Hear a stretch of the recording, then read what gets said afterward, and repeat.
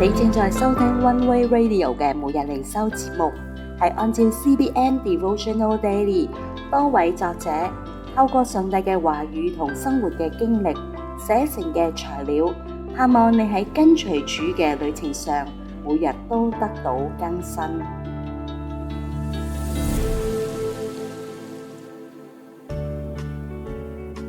有人曾將我哋嘅信仰比喻為望遠鏡，讓我哋得以與上帝一同仰望永恆嘅天堂。然而，環境中嘅一粒塵埃就能瞬間遮蔽呢片景象，讓我哋只剩下恐懼。你我又有多少次，讓暫時嘅困境好似塵埃咁樣遮蔽咗上帝為我哋預備嘅恩典之天？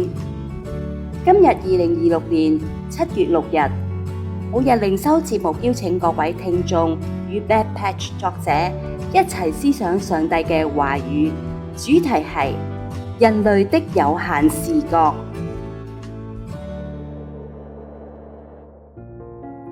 耶和華說：我的意念非同你們的意念，我的道路非同你們的道路。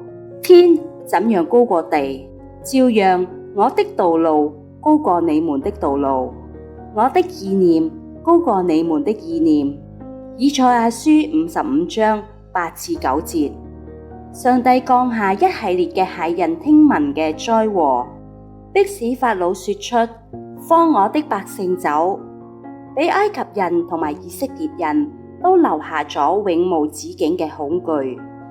埃及人遭受咗上帝大能之手嘅懲罰，而佢嘅選民卻安然無恙咁樣生活喺和平嘅國度入邊，絲毫冇受到呢啲毀滅性嘅災難嘅影響。所有目睹呢一切嘅人都為之震撼，敬畏地俯伏喺佢嘅大能之下。哦，多麼奇妙！凡係經歷過如此榮耀神蹟奇事嘅人，恐怕都唔會再懷疑上帝嘅大能，都唔會懷疑佢對佢子民一生嘅眷顧。然而，正係佢嘅選民失去咗信心，僅僅喺荒蕪嘅沙漠中跋涉咗幾日之後，肉體嘅乾渴就扼殺咗佢屬靈嘅信心。佢哋轉而向摩西發怨言，寧願接受喺埃及為奴嘅苦難，都唔願忍受佢神聖計劃中嘅種種考驗。出埃及記14章11至12節。點解人嘅心咁容易改變呢？佢哋怎能對上帝嘅憐憫視而不見？因為上帝始終係至高無上嘅，並且企喺佢哋呢邊呢。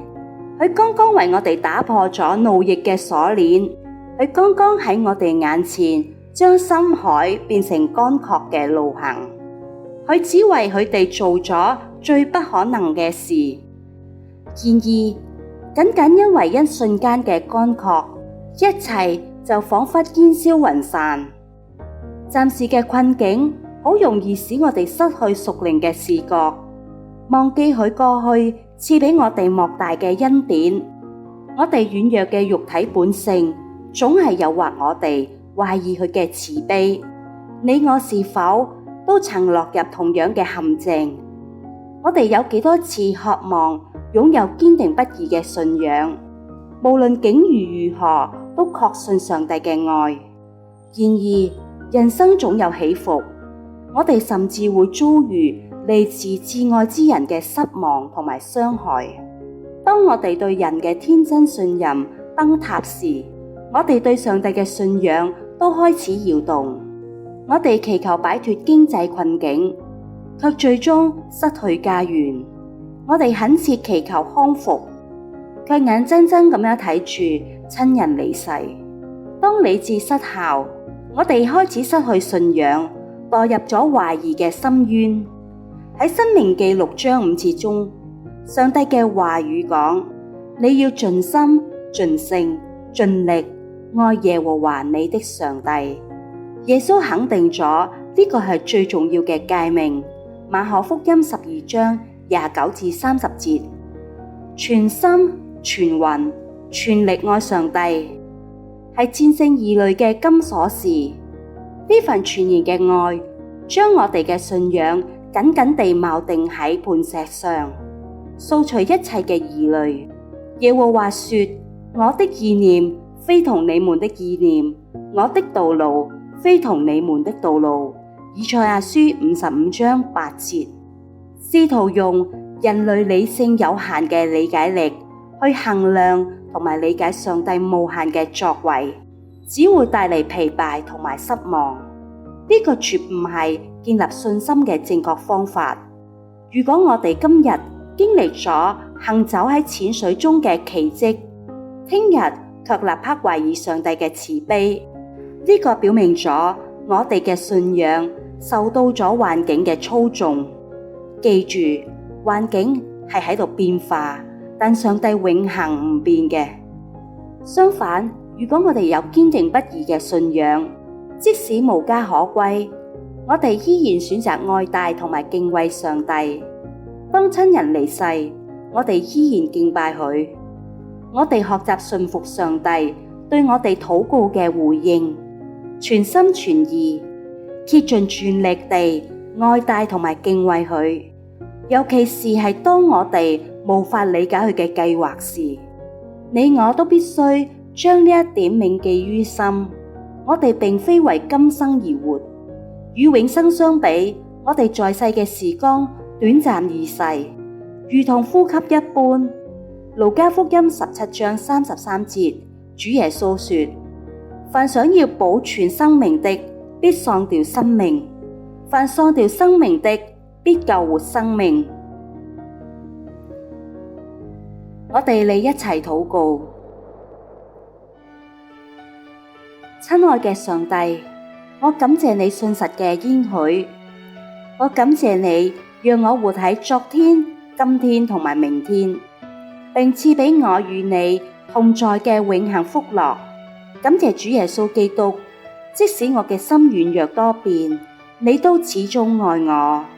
求你教導我以孩童般純真嘅信心愛你，喺一切事上信靠你，並將我生命中嘅每一刻都交託俾你至高無上嘅手中。奉主耶穌基督聖名禱告，阿門。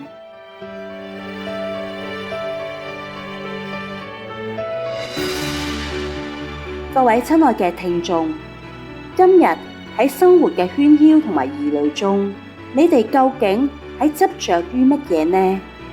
係一啲經濟嘅保障，係他人嘅認可，定係想要依靠自己嘅意願掌控人生？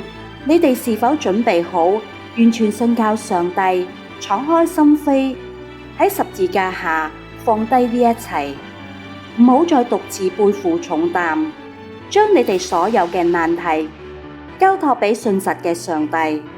人生嘅沙漠無比艱辛，但主耶穌應許與你哋同行，堅固你哋嘅腳步，直到你哋進入永恆。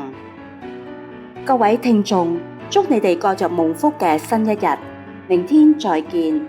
親愛嘅朋友，如果你想了解更多有關主耶穌，或者你有任何嘅難處、顧慮，想同本節目分享，歡迎喺下面留言，喺 Facebook 嘅專頁留言，或電郵至chiase@oneway.vn。